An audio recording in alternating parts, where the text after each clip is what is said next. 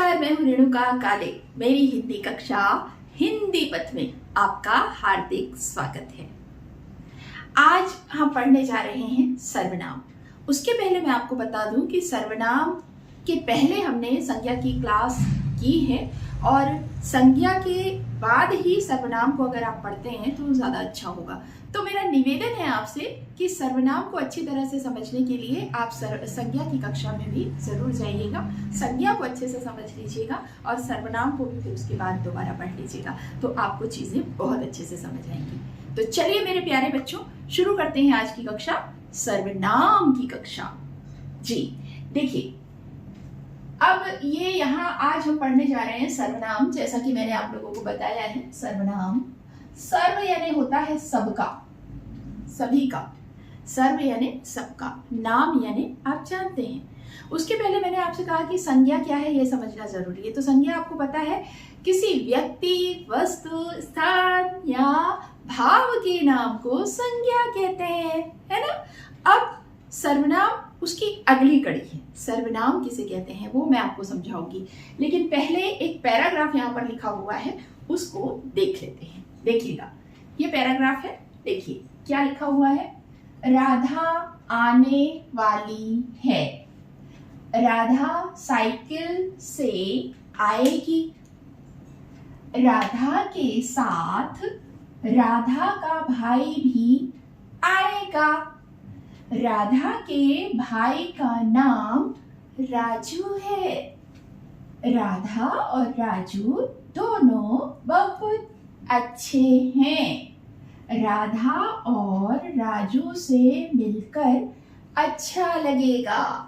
अब इस पैराग्राफ में आप क्या देख रहे हैं कि कोई अपने साथियों को बता रहा होगा, कोई बच्चा, कि राधा और राजू नाम के उसके दो दोस्त हैं, वो भी आने वाले हैं। तो उनके आने से पहले वो उनके बारे में उनको बता रहा है ना, कि राधा आने वाली है, साइकिल से आएगी वगैरह वगैरह। अब आप देख रहे हैं कि यहाँ राधा के बारे में जब जब बात हो रही है तो बार बार राधा का नाम आ रहा है। राधा आने वाली है, राधा साइकिल से आएगी, राधा के साथ उसका भाई आएगा, है ना, ये सारा। तो ये अच्छा लग रहा है क्या, बताइए मुझे। राधा राधा राधा, हर बार वही चीजें आ रही हैं। नाम आ रहा है व्यक्ति का, यानी संज्ञा है। तो अब अगर इस पैराग्राफ को ये अटपटापन दूर करने के लिए हम दूसरी तरीके से लिखें या दूसरे तरीके से बोलें तो कितना अच्छा लगेगा। देख लेते हैं भला ऐसा करने से अच्छा लगेगा क्या। आइए देख लेते हैं।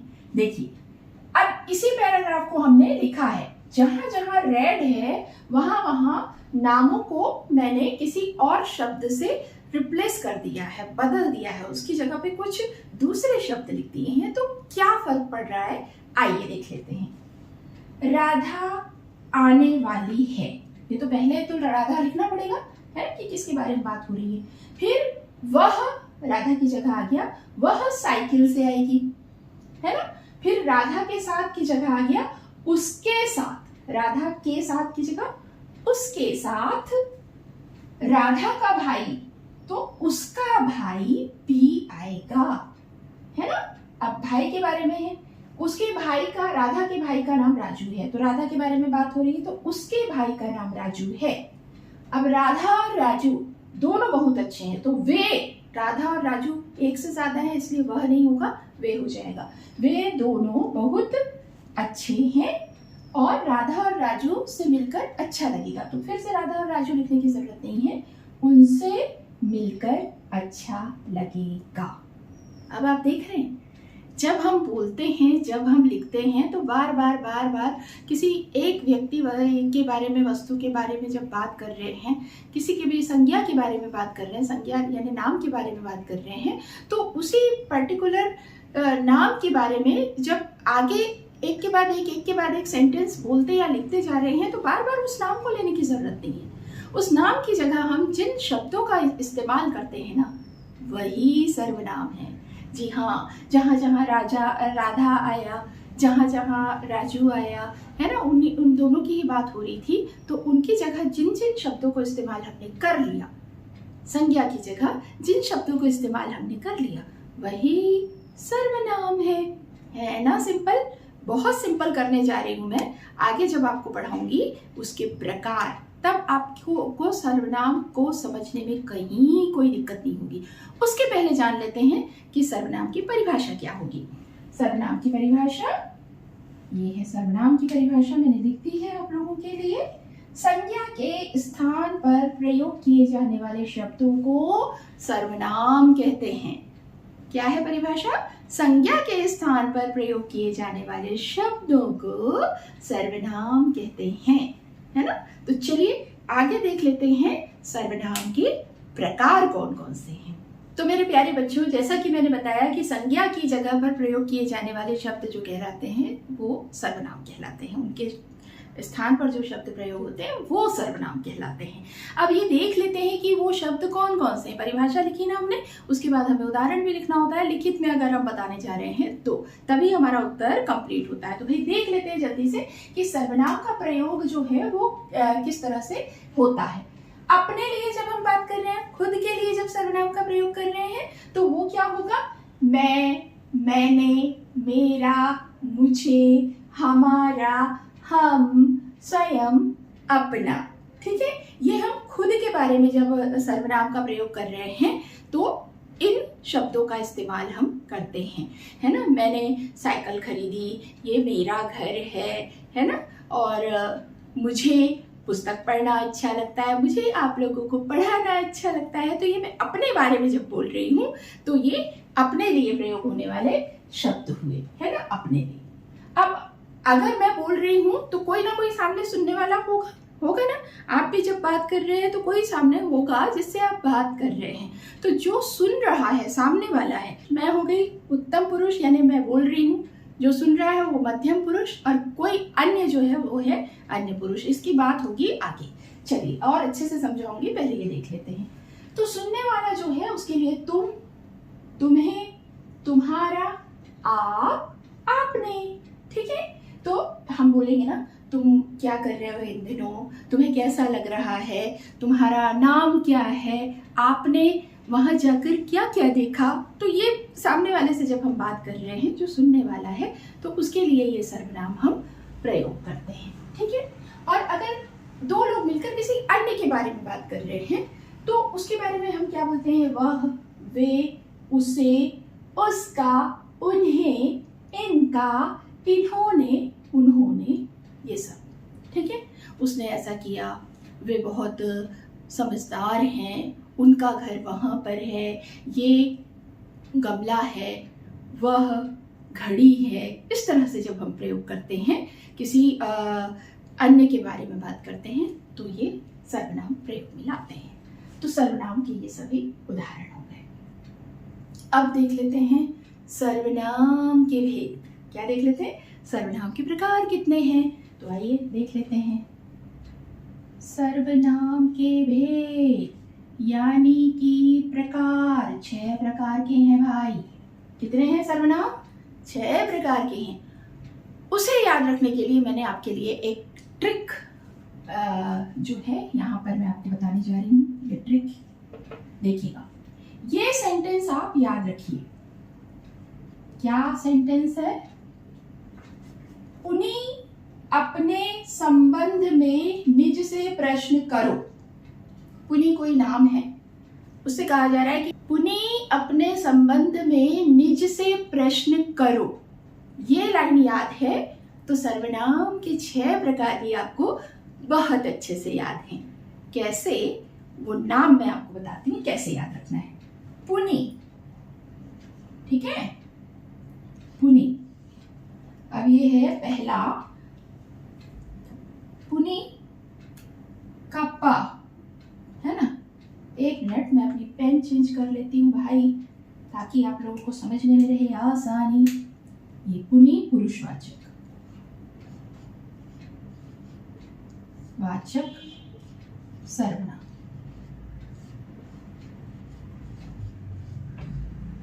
हो गया पहला, ठीक है। अब दूसरा देख लेते हैं कौन सा है। ये पहला हो गया। दूसरा है नी। नी, नी से क्या हो गया? निश्चयवाचक।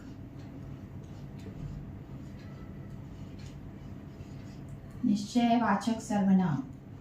पुनी 2 हो गए, पू से पुरुषवाचक और नी से निश्चयवाचक, दो हो गए। इधर लिख लेते हैं, इसको मिटा देते हैं, ठीक है।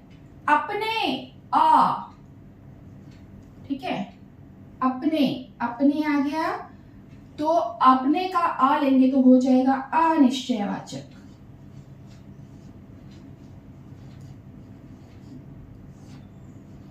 अनिश्चयवाचक सर्वनाम।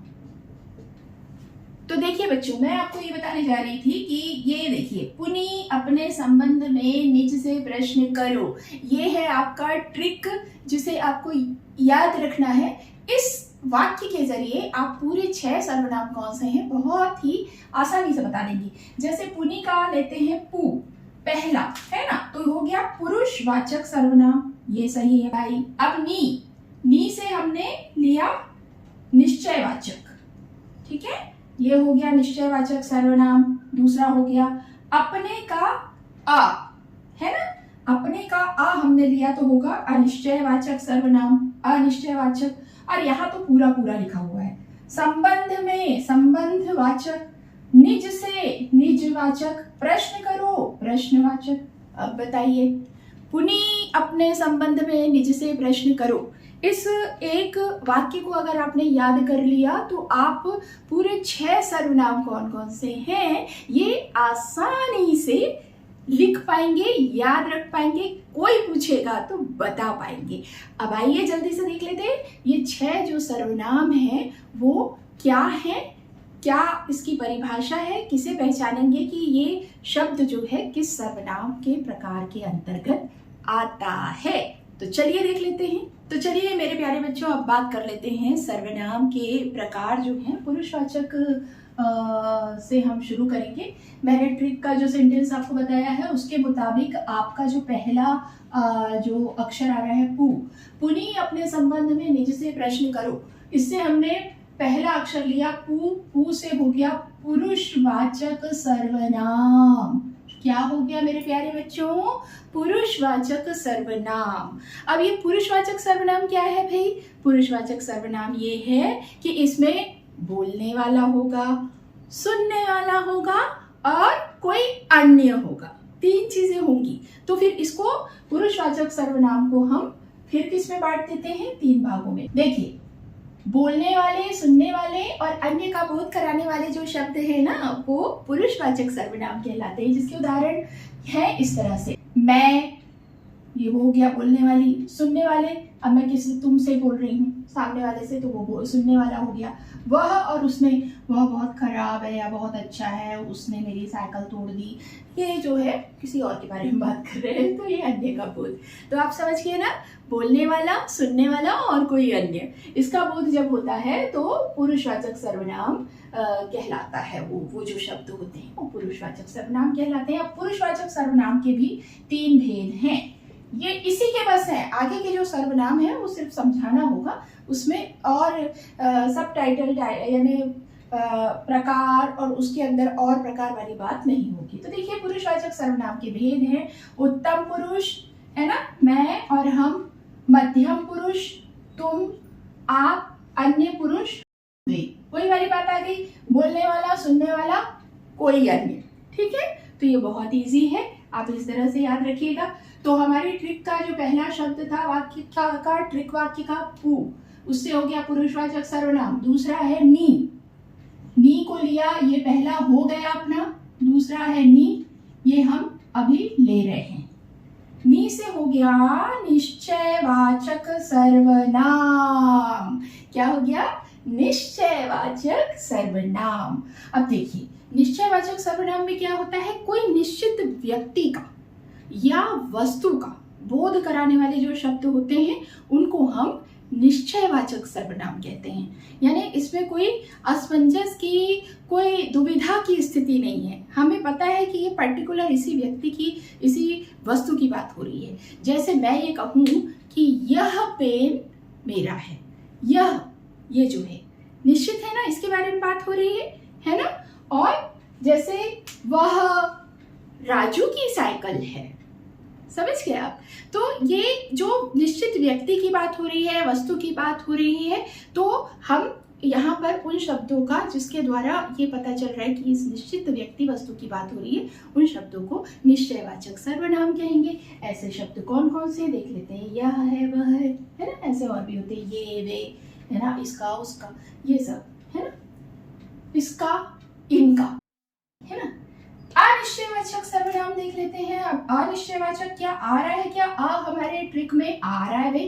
पुनः अपने संबंध में नीचे से प्रश्न करो, अपने का आ ले लेंगे, ये हो गया तीसरा, आ से हो गया अनिश्चयवाचक सर्वनाम। तो ये निश्चयवाचक सर्वनाम का जस्ट अपोजिट है, ठीक है। निश्चयवाचक में क्या था कि हमें पता था कि इस व्यक्ति विशेष की, वस्तु विशेष के बारे में बात हो रही है, वो जो शब्द हैं वो निश्चयवाचक थे। लेकिन ऐसे शब्द जिससे ये पता नहीं चलता कि किसी व्यक्ति या वस्तु के बारे में बात हो रही है, किसके बारे में बात हो रही है, ये निश्चित नहीं होता है, तो अनिश्चयवाचक। जैसे कुछ गिरा, अब कुछ गिरा पता नहीं है, निश्चित नहीं है, क्या हो, कुछ भी हो सकता है, कुछ गिरा, है ना। और कितना गहरा है पता नहीं, यहाँ पे भी कितना हमको नहीं मालूम भाई, कितना गहरा है क्या मालूम, है ना। तो देखिए कुछ गिरा है, कोई वहां है, कोई वहां है, अब कोई भी हो सकता है, अनिश्चय यहाँ पर भी है। तो कुछ, कोई, ये शब्द हैं जिनसे हमें पता चलता है कि ये अनिश्चित व्यक्ति या वस्तु की बात हो रही है, तो अनिश्चयवाचक सर्वनाम। अब देखिए ये जो ट्रिक था, इसमें पहले तो हमने जो तीन जो है वो एक एक अक्षर को लिया है ना, जिससे शुरू होने वाला पुरुषवाचक, नी से निश्चयवाचक, आ से अनिश्चयवाचक। लेकिन यहाँ आगे के सेंटेंस में हमने आसानी कर दी, संबंध पूरा आ गया है, इसमें वाचक लगा दीजिए मेरे प्यारे बच्चों, संबंधवाचक सर्वनाम। अब संबंधवाचक सर्वनाम क्या होता है मैम, बता दो जरा सा। जी हाँ बताती हूँ। देखिए संज्ञा या सर्वनाम शब्दों में संबंध स्थापित करने वाले जो शब्द होते हैं ना, उनको हम कहते हैं संबंधवाचक सर्वनाम, ठीक है। संबंध, देखिए संज्ञा सर्वनाम में संबंध इसमें बताया जाता है, दो वाक्य होते हैं, दोनों के बीच में संबंध को जोड़ा जाता है, और जिन शब्दों के द्वारा जोड़ा जाता है वही संबंधवाचक सर्वनाम है। उदाहरण देख लेते हैं, उतना ही खाओ जितना पच जाए, उतना जितना। इस वाक्य का इससे संबंध जोड़ने वाले जो दो सर्वनाम शब्द हैं, उतना जितना, उतना ही खाओ जितना पच जाए। जैसे एक और देख लेते हैं, जैसा बोगे वैसा पाओगे। सही बात है ना भाई, सीधी बात है, जैसे कर्म करेंगे वैसे फल देंगे भगवान, ये है गीता का ज्ञान। तो ये है, जो मेहनत करेगा, ठीक है, वह सफल होगा। सफल होने के लिए भी शर्त होती है भाई, बैठे ढाले तो सफलता मिलती नहीं है, सफलता के लिए मेहनत करनी पड़ती है, तो जो मेहनत करेगा वो सफल होगा। संबंध है ना, सेंटेंस जो दो हैं उनको हमने जोड़ा है इन शब्दों के माध्यम से। फिर है आपका जैसी करनी वैसी भरनी, ठीक है, वैसी, जैसी, वैसी। तो अब यहाँ पे देखिए, ये जो हमने चार उदाहरण आपके लिए लिखे हुए हैं मेरे प्यारे बच्चों, उसमें संबंध वाचक सर्वनाम कौन से हैं। पहले में है उतना जितना, दूसरे में जैसा वैसा, तीसरे में जो वह, और चौथे में है जैसी वैसी। तो इस तरह से ये संबंधवाचक सर्वनाम है। आगे का भी जो दो सर्वनाम हमारे बचे हुए हैं, निजवाचक और प्रश्नवाचक, आइए देखते हैं उनके बारे में। तो चलिए मेरे प्यारे बच्चों, अब देख लेते हैं पांचवा प्रकार कौन सा है सर्वनाम का। चार अपने हो गए थे, पुरुषवाचक, निजवाचक, पुरुषवाचक, निश्चयवाचक, अनिश्चयवाचक और संबंधवाचक सर्वनाम। ये चार हमारे हो गए हैं। अब आ रहा है निज। निज शब्द ही आया है, निजवाचक। निज हो गया अपना पांचवा सर्वनाम। अब निजवाचक सर्वनाम क्या होता है। निजवाचक सर्वनाम तो भाई कर्ता के साथ अपनापन बताने वाले जो शब्द हैं वो होते हैं निजवाचक। निज यानी अपना, ऐसा बोलते हैं ना, निजी, व्यक्तिगत। तो जो हमारा खुद का है, अपना है, ऐसा जब पता चले जिन शब्दों से, तो वो निजवाचक सर्वनाम है। जैसे खुद, है ना, अपना काम खुद करना चाहिए, अपन बोलते हैं ना अपने बारे में, खुद के बारे में, हम खुद को बोल रहे हैं, है ना। स्वयं, वो स्वयं पौधों को पानी देता है, माली का इंतजार नहीं करता है, वह स्वयं करता है। तो स्वयं, है ना, अपने आप, है ना, अपने आप अपना कमरा ठीक करो, किसी का इंतजार मत करो। तो ये जो निजवाचक शब्द हैं जिनसे पता चल रहा है किसी व्यक्ति विशेष के खुद के बारे में, उसके अपने बारे में अपनेपन का एहसास कराने वाले शब्द हैं, ये निजवाचक सर्वनाम हैं। अब आ जाता है पुनी अपने संबंध में निज से प्रश्न करो। ये प्रश्न हमारा ट्रिक का आखिरी कीवर्ड है, जिसमें छुपा है सर्वनाम का छठवां प्रकार, प्रश्नवाचक।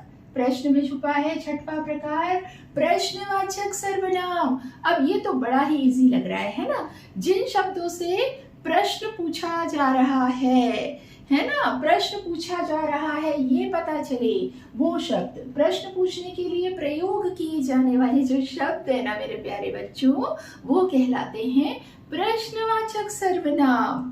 क्या कहलाते हैं वो? प्रश्नवाचक सर्वनाम, प्रश्न पूछने के लिए प्रयोग किए जाने वाले शब्द। अब ऐसे कुछ शब्द हैं जैसे कौन, है ना, दरवाजे पर कौन आया है, वहां कौन खड़ा है ना। फिर कोई आया, उसको लाने के लिए हमने कुछ सामान भेजा है अपने घर के किसी को, तो क्या लेकर आए हो, क्या लाए हो, प्रश्न कर रहे हैं, क्या, कौन, है ना। ये इसमें कितना पानी है, जो कोई होगा भैया, गर्मी के दिन चल रहे हैं, पानी की समस्या हो जा रही है, पानी भर भर के रख रहे हैं लोग, है ना। तो दूर से देखने पे भैया भरा हुआ है ड्रम है, कितना पानी है, प्रश्न पूछ लिया। तो ये कितना, क्या, कौन, इन सब शब्दों से हमको क्या पता चल रहा है कि ये प्रश्न पूछा जा रहा है, ये प्रश्नवाचक शब्द है। बस यही प्रश्नवाचक सर्वनाम कहलाते हैं। जिन शब्दों के द्वारा प्रश्न पूछा जाता है वही प्रश्नवाचक सर्वनाम है। तो मुझे उम्मीद है मेरे प्यारे बच्चों, सर्वनाम आज आपने बहुत अच्छे से समझ लिया। सर्वनाम किसे कहते हैं, उसकी परिभाषा क्या होती है, उसके उदाहरण क्या होते हैं, और उसके प्रकार कौन कौन से, उस जो सभी 6 प्रकार हैं उनको याद रखने के लिए ये ट्रिक याद रखिएगा। पुनः अपने संबंध में निज से प्रश्न करो, और बस पूरे सर्वनाम के प्रकार लिख कर दे दो। ये रहे प्रकार, इसमें ऐसा होता है, उसमें वैसा होता है। और अब क्या होता है, टाइम बहुत ज्यादा होता है, आज की क्लास करते हैं यहीं पर समाप्त। अगली कक्षा में हम आपसे फिर मिलेंगे। तब तक के लिए स्वस्थ रहिए, मस्त रहिए, और हिंदी पद से दीजिए अनुमति अपनी काले मैम को। नमस्कार।